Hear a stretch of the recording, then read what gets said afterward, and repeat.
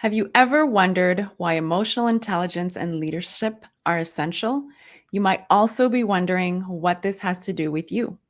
Emotional intelligence accounts for 90% of what sets high performers apart from their peers with similar skills and knowledge. We are excited to have you here today with us to join us on this instrumental conversation. I am looking forward to all of you meeting my co host today. We value your feedback and opinions. Please drop them in the chat. We intend to respond to as many questions and comments as possible from our audience. As you know, this takes a great deal of effort to pull off, so I'm eternally grateful to all our loyal guests. Every week, we create new content and we look forward to you subscribing on our YouTube channel to keep up with us. My name is Rochelle Carrier, and I'm a personal DEI consultant and EQ coach. And today, I have a special co host who will appear monthly on Diversity Connects Us. I am looking forward to you meeting him today. Join us for a monthly conversation about EQ and leadership. Today is a trailblazer in his own right, and I'll allow him to introduce himself uniquely to the audience. Enan, I want to welcome you to everybody and thank you for being here today. If you'd like to introduce yourself and let everybody know who you are, that'll be wonderful. First of all, thank you so much, Rachel, for having me on your platform today. I am very, very much looking forward to our journey together. But in terms of introducing myself, my name is Enan Rudell. I am an organizational psychologist by trade. I am also a licensed psychotherapist and have been practicing in the space of human service and social justice for, I'd say, maybe 10, 15 years now in various capacities. So, again, with that, looking forward to today's conversation. Oh, that's wonderful. We were talking about a few things backstage and understanding, how we feel about certain things. And, when it comes to emotional intelligence, how do you think, or how would you define it? How would you define emotional intelligence in your own words? So when I think about emotional intelligence, first of all, I think of an incredibly nuanced construct that very much does exist on multiple levels, right? So it's multi-tiered. We can't engage in emotional intelligence without there being reflection internally as well as externally. So for me, what surfaces is this theme of awareness and being aware of what is surfacing for us in the moment, but conversely, some level of awareness around what might be surfacing for whomever we're engaged with in that moment as well. And so again, emotional intelligence really does exist on different tiers and can show up for us in multiple ways. Okay, so I understand that when you said you have to become aware, if we want to break it down for the audience, how would one become aware of their own emotions at the time, Yeah. let's say, that they're being triggered? Great question. Great question. So I would take a step back and encourage some thought around what is surfacing for any one of us in that moment. What are you thinking? What are you feeling? How are you experiencing that moment? And that's where the awareness stems from, right? So it's first and foremost, we have to know how we're being affected. We have to know, we have to be prepared to name the thoughts that we're having at that moment. Once we have that, we can now move forward. And that's where the next step comes into play around, now that there's been this internal self-reflection, now there's thoughts around what might be surfacing for the other person. How might they be experiencing the situation at hand, right? And so it really is opening up pathways towards creating these spaces for shared understanding of the scenario that's taking place. Right. So when you said thoughts, so the thoughts that are surfacing, so the thoughts can surface within an emotion based Yes. on the emotion that the person's going through. So if the person is sad, Mhm. then a sad thought might surface. Is that what you're saying? Absolutely, and I would add just the idea that there's a connection between what we're thinking, what we're feeling, and how we're showing up in that interaction, right? So our action steps are literally rooted in or informed by that thought process, which is why it's critical to really understand in that moment where we're at in terms of what we're thinking. Right. Now, in terms when we talk about emotional intelligence and leadership, because that's what we're going to be reflecting on Yeah. for the next couple of months between you and I. What does that actually look like in the workspace, or Mhm. in terms of a leader? You we when we think about it, you think, and we were talking about this backstage. So you think, um, okay, let's just throw this out there because I know it's going to be a question. So as a male, when we think of, or when some of us think about emotional intelligence, we think of it as maybe being vulnerable or being weak or not having to discuss the emotions that are surfacing. So how can we break that down when it comes to leadership? Let's talk about being a male leader Yeah. and working with their emotional intelligence. Let's put it that way. Yeah. So there's a lot there because in order to access emotional intelligence, you'd have to be willing, you have to give yourself license to be vulnerable enough to do that self-reflection or to do that external reflection that I mentioned a moment ago. Um, and so it can take different forms, it can show up in different ways, but in viewing this through the context of a leader, a male leader particularly, is sort of understanding the objectives and the task at hand, right? We'll put that aside for a minute. There's also, though, a level of awareness required in terms of understanding how your team or how your direct reports are making sense of those objectives or that or the tasks at hand. How are they experiencing their day to day? How are they experiencing their role? So through the lens of a leader, it's imperative that we understand the end game. We know what the goals are, but we're also making space to understand how people are affected by workplace conditions.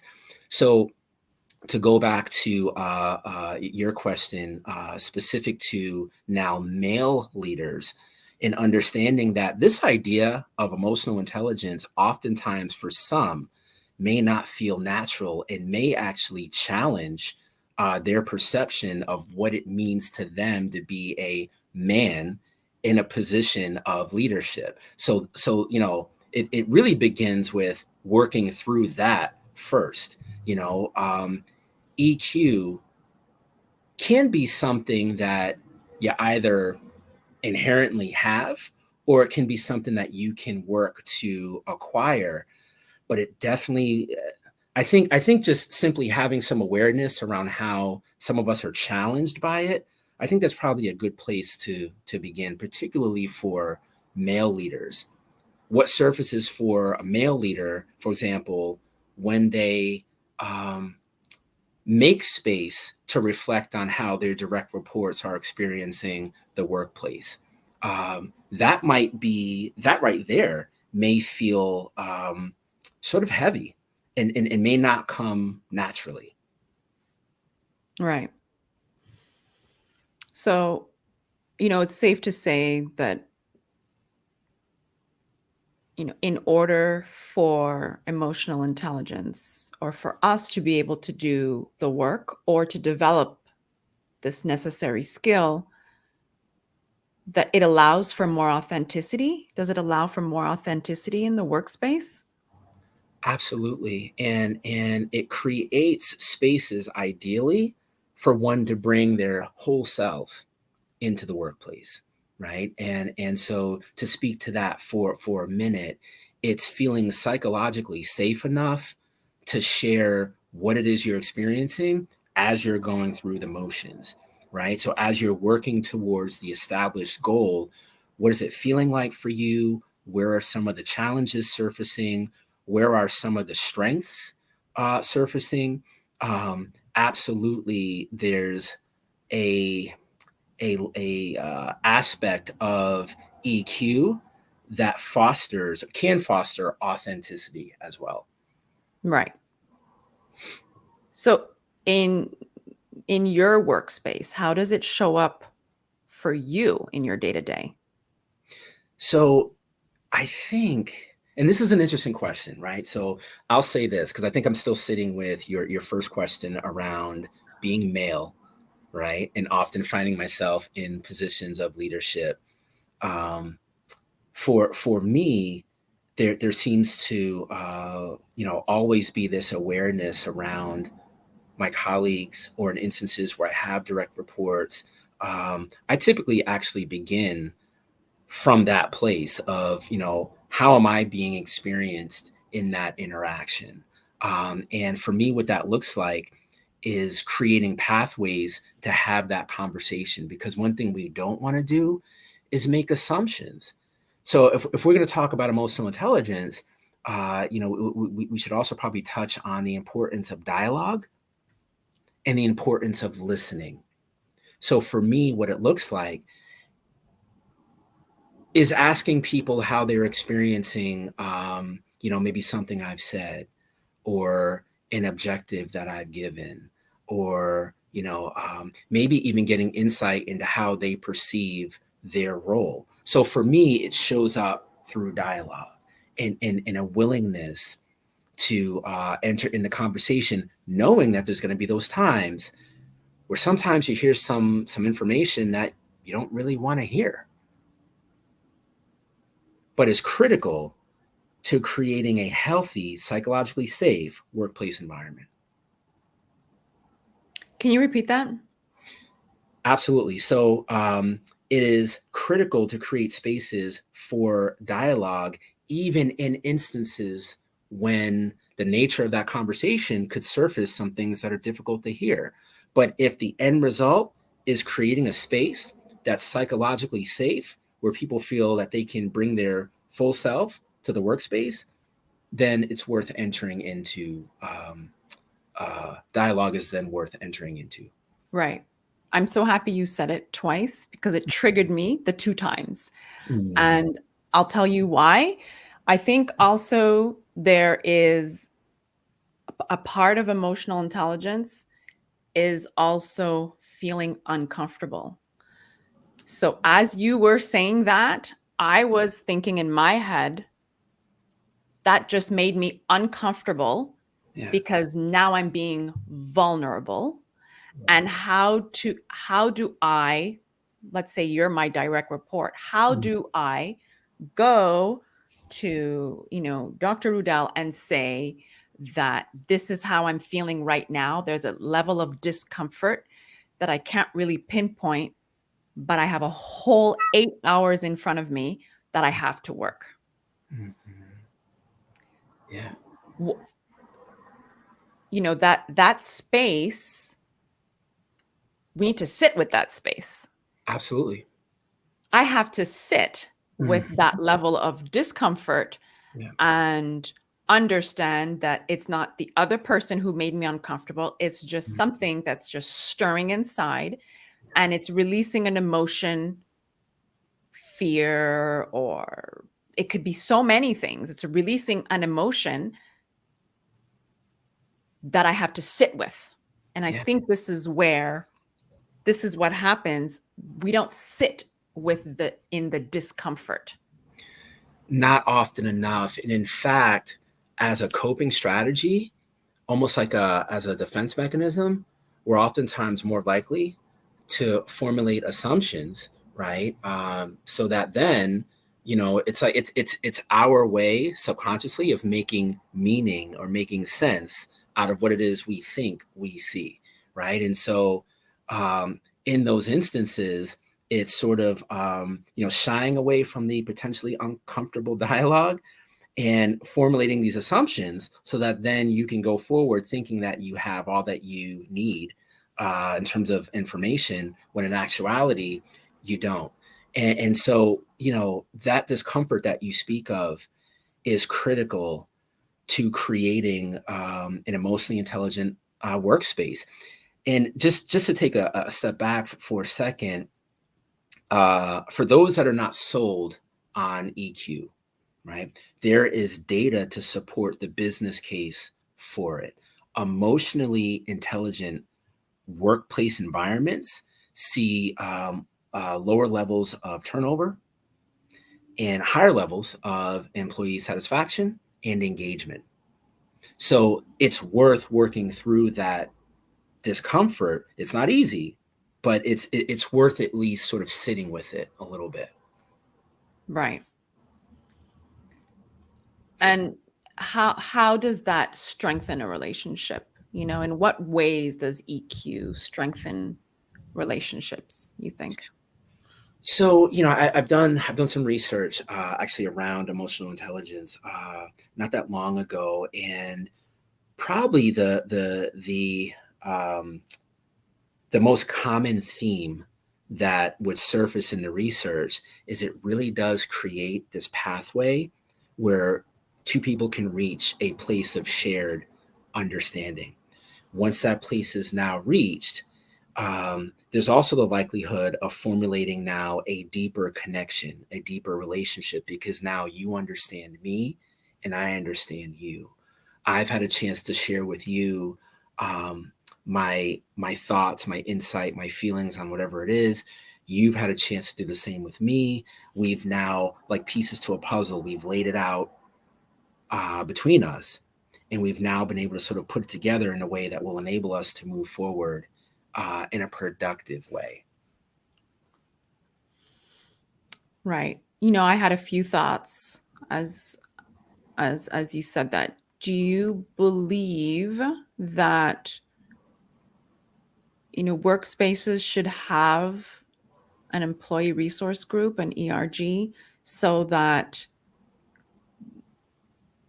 there's a space for them to bring their authentic selves? And how does that look like? How would that look like for an employee? Yeah, absolutely. Absolutely. And so a few months ago, I was actually working with a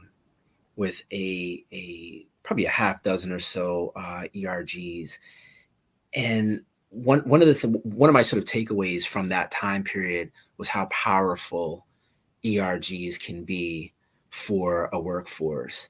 And I'll never forget, there was a Black man who mentioned to me in one of the ERG meetings that I attended, that for him, it provided, I forgot how he worded it, but it was something to the effect of that this space enabled him essentially to bring his whole self. And it was Mm, one of the rare spaces that he experienced. Now, it's not that he wasn't happy with his job, but what he was getting at was the workplace environment as a whole. He often didn't really feel supported, and in fact felt alienated. And it was the ERG that really gave him a sense of identity where he could be his authentic self, less code switching, in more sort of just showing up in a space, being able to say how you feel and what you think.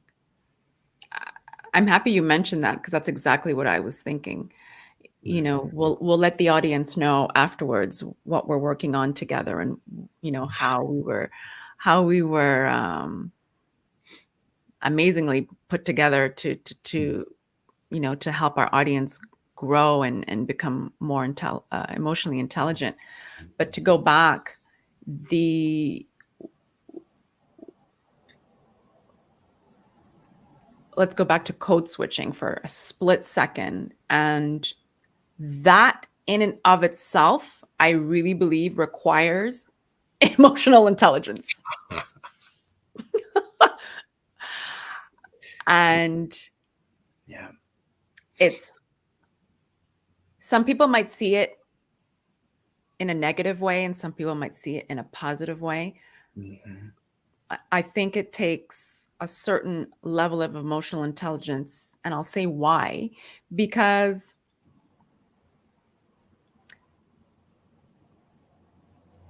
there's a fine line, and it's a snap decision that's made. I'll give a clear example. Snap decision that's made. So I did a little bit of research. We did a code switching podcast. We did have several of them actually last year. And as I was doing my research, an Obama video surfaced and on YouTube as I was doing my research on code switching, and I realized so he would go to, and it's not in any way to discredit him. It's just how the code switching manifested. And he would literally, shake the black basketball players' hands and bring them really close in and hug them and then whisper a little something in their ear. And then they were laughing. There was something there. And then he walked along, and then and then again, it's a snap decision. It's part of the code switching. And I believe this is where the EQ comes in. And then there was a more, I'm going to shake your hand. We have this understanding that this is a simple handshake, and I'm not going to pull you in like I did my brothers, Mhm. but this is part of it, Mhm. right? This is part of the code switching. And I think it happens so quickly, but you're aware, because we were talking about awareness, you're aware of when to switch and how to switch, Yeah. right? Yeah. Yeah. And I think what comes to mind for me just in listening to you is just, thinking about my own trajectory, and you know, I feel like, I code switch so much, I don't even recognize when I'm doing it anymore because it's so prevalent in my day to day. So as I've moved up professionally, there's been more and more and more of it as there's less and less folks that look like me in the environments that I typically find myself in. So again, it goes back to this idea of not feeling psychologically safe enough.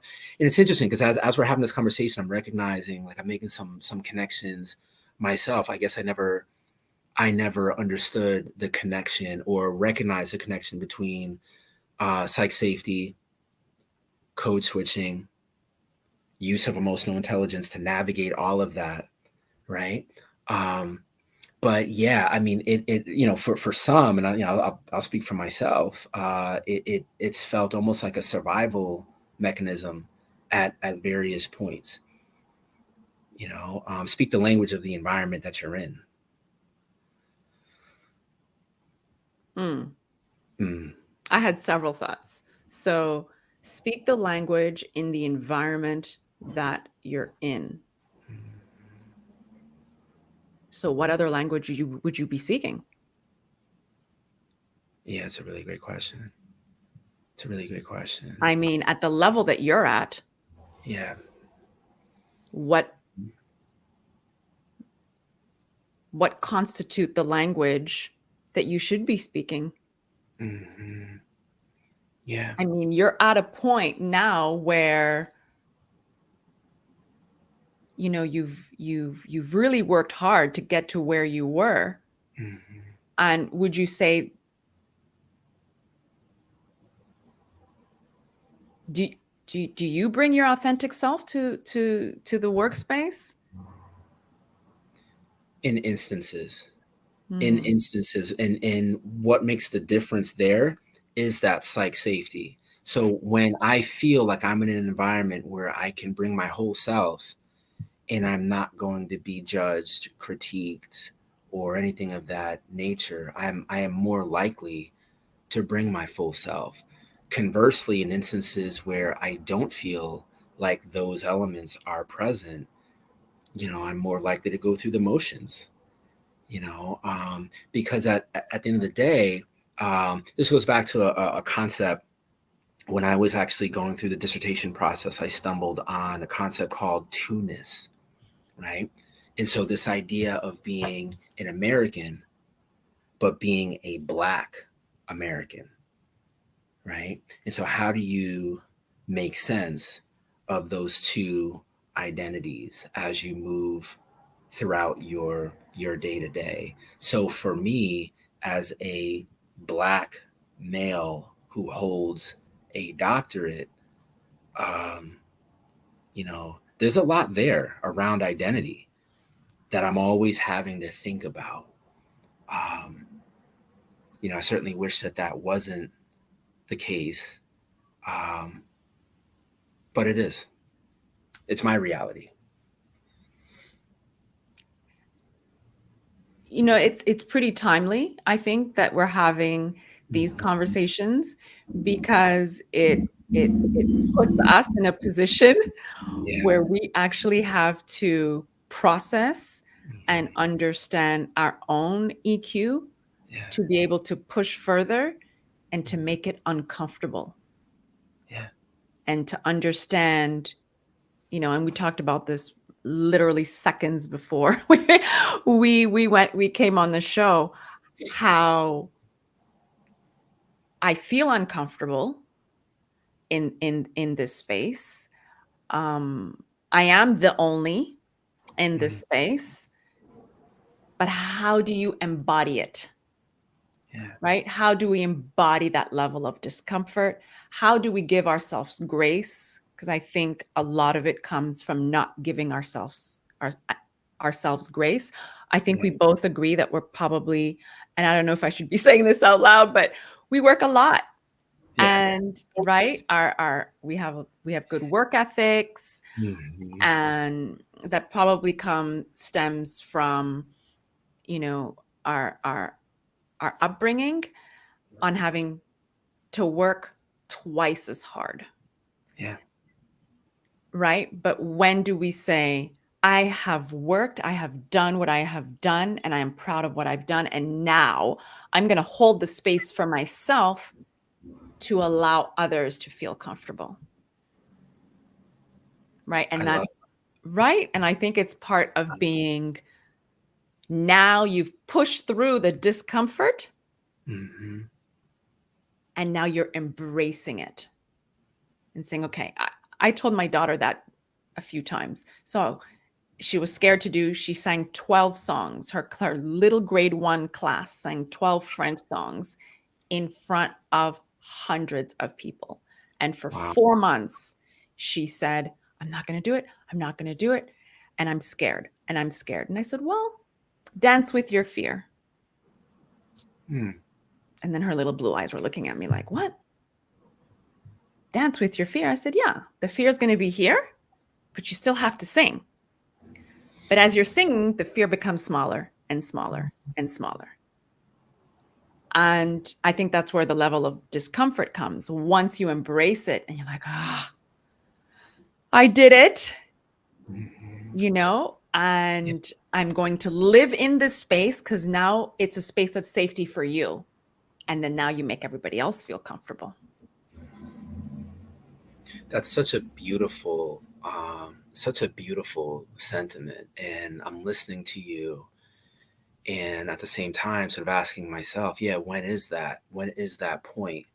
Because for me, what it feels like, um, is that I've made it to this point, and when I made it to this point, and I looked around, you know, didn't see a whole lot of me. And so I then, in a sense, doubled down on the work ethic, right? Because now it's almost like I got to prove my worth at this level, in this context, you know, and I'm acutely aware of it. I'll say this. I'm going to say this, Rachel. I think that this is a work in progress. I think it's something. So, like, maybe for me personally, there now needs to be, maybe it's now having some awareness around how these themes are showing up for me and what I could maybe do to begin giving myself license to embrace what I've done to get here, you know? So I think that there's a lot there, a lot of food for thought there, Right. Yeah. you know? And when we think, and I go back to our day to day as Mhm. as leaders, Yeah. how can EQ, you think, be utilized to navigate those difficult situations? Because we're having a conversation now between you and I, Mhm. and I honestly have to say, I'm being triggered left and right. I'm like, "Ooh." And then I Yeah. think of me using my, EQ in parenting, Yeah. using my EQ in my, in my relationship with my partner, using Mhm. my EQ with my mom, with my dad, with my sister. I mean, those are the primary relationships that we have because those are the first ones that we're exposed to at a young age.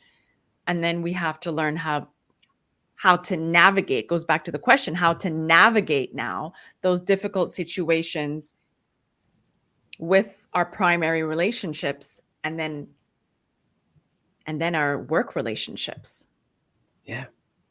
Yeah. Yeah. right? I, I so when I was going through the dissertation process, I did a qualitative study around emotional intelligence, and I looked at 12 Black male executive leaders, all of which identified EQ as a strategy for navigating difficult workplace situations, right? And all of them spoke to it at length in terms of how it shows up for them. Um, and I mean, these guys, just to give you an idea, these are presidents, CEOs, vice presidents, and so on, that were kind enough to share some really difficult situations that surface in their day to day. So, to your point, emotional intelligence can absolutely be used to navigate some really challenging scenarios if we're willing to do the work um, around sort of that vulnerability piece. Because for all of these men, all of them at various points had to put themselves out there to hold potentially what could have been conversations that could have had a profound impact on their professional trajectories, but they found it in themselves to have these conversations anyway, and of course have all sort of moved on and continued to sort of advance. Um, yeah, but there's definitely a lot there when we think about the use of it in the day to day, both professional and personal. Right. And when we think of it from the top down, Mm, how would a CEO or leader or manager or supervisor, or even someone in upper level management or HR, yeah, even be open to it? How would they even know yeah, that this is what's really occurring? That they mhm, might be able to refine the skills. Maybe the skills are already there, yeah, but the they're afraid yeah, to bring their authentic self into the workspace, yeah. and they become very, stern or Mhm. or not as flexible in the workspace, how would that look like for anybody in upper level management? Yeah. If they're Yeah. not aware of it, what if you're just not aware of it?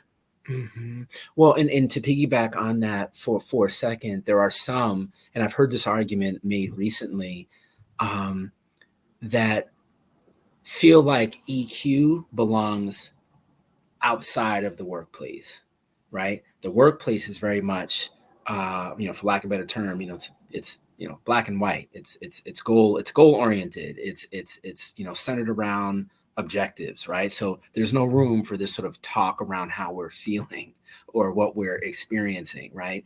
And I would argue, if we've learned nothing over the last few years, um, we need to really begin seeing the whole employee as being important, not just the employee within the context of their role, but that human being that's in that position, understanding that they're bringing to their role their whole selves, right? And so part of making space for that is really having dialogue and being open to having those types of conversations. So, I would imagine that for those CEOs and some of those higher level executives, the business case for EQ might be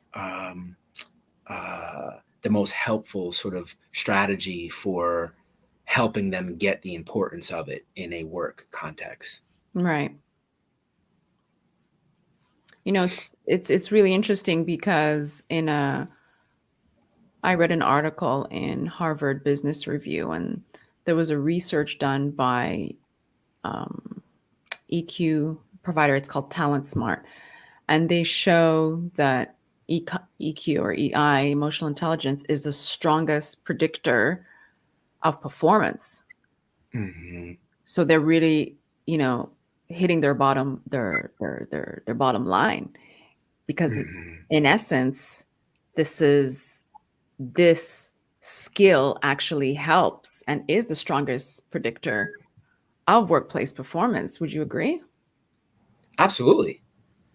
Absolutely. And I would say, um, you know, how do I say this? So when we take a step back and we consider all of what's required to help any work environment reach that point where it is operating optimally, there's so much more to consider beyond sort of goodness of fit within the context of someone's role. There are all of these other factors that deserve consideration, and I think that where it feels like it's all coming to a head now, particularly over the last 2 years, because of what we've all been sitting in this awareness that there needs to be sort of space for more to be considered outside of just sort of job descriptions and roles and so on. Absolutely. Absolutely. And when we think of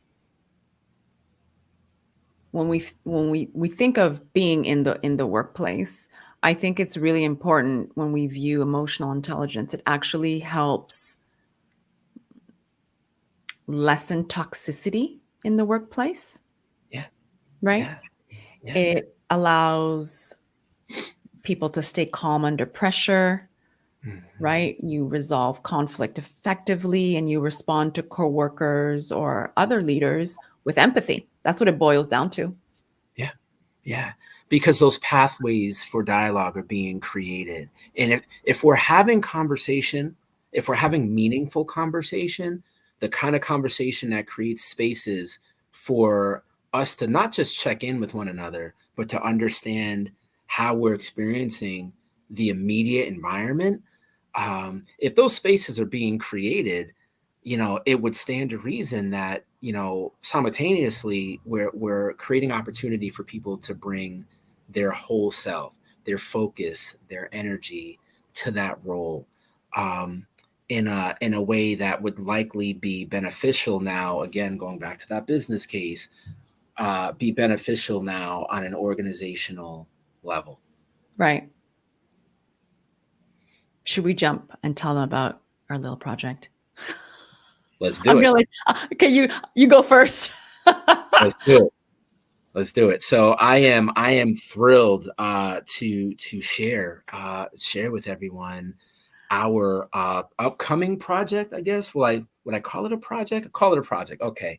So we will be in a position to share a title very, very soon. But I am honored to share that we are working on a book that will take a much deeper dive into inclusive leadership and the connection between inclusive leadership and emotional intelligence. So many of the themes that we've been highlighting here will serve as the foundation for a much larger project coming very, very soon. I'm so thrilled. I think in so many ways, we have this. It seems like we're bridging the gaps that we've been looking forward to doing, but with a partner, with a good business partner. And for everybody who's been watching the transitions on social media, because I know we're being followed on social media, of course, from the branding and merging ideas and collaborating and making it such a bigger space and a bigger reach or a larger reach for our impact, right, to be felt, and for people to have a space, because we want everyone to have this space on the podcast to be able to bring their authentic self. Yeah. So I'm through the moon about I really am. I think we both are through the moon that we've been able to build this professional and really trustworthy relationship. And I'm actually the one who's honored. I don't know what you were talking about. You said you were honored, but we're taking it next level in honorship. But it's it feels good, and I think everybody, I fundamentally believe everybody will, CEOs, HR leaders, upper management will have a great benefit from our book. And like he said, we're not releasing the title soon, but we're working overtime backstage and behind the scenes to get this out. I would say within maybe next year. But we will be keeping everybody abreast of steps, and everyone wants to know what's going on behind the scenes. And in that respect, we'll definitely be transparent, so they could see what's going on, so we can get feedback and let everyone know what we're working on. I think it's important to let everybody in, to make it a group effort, a team effort, and to show our transparency too. Absolutely. Creating spaces for that dialogue that we've been referencing in this conversation. And that's my hope, to just bring awareness around some really important issues that I think deserve consideration. And so I look forward to it. I am beyond excited. And I know that we have some work to do, but we're engaged in that process actively. And let's see if we can have some fun. We will. We definitely will. As we're reaching the top of the Diversity Connects Us hour, I want to thank you all for today. Please reach out to us if you have any questions. We air monthly on Fridays at noon Eastern Standard Times for those special episodes. Stay tuned as we share our varied DEI voices.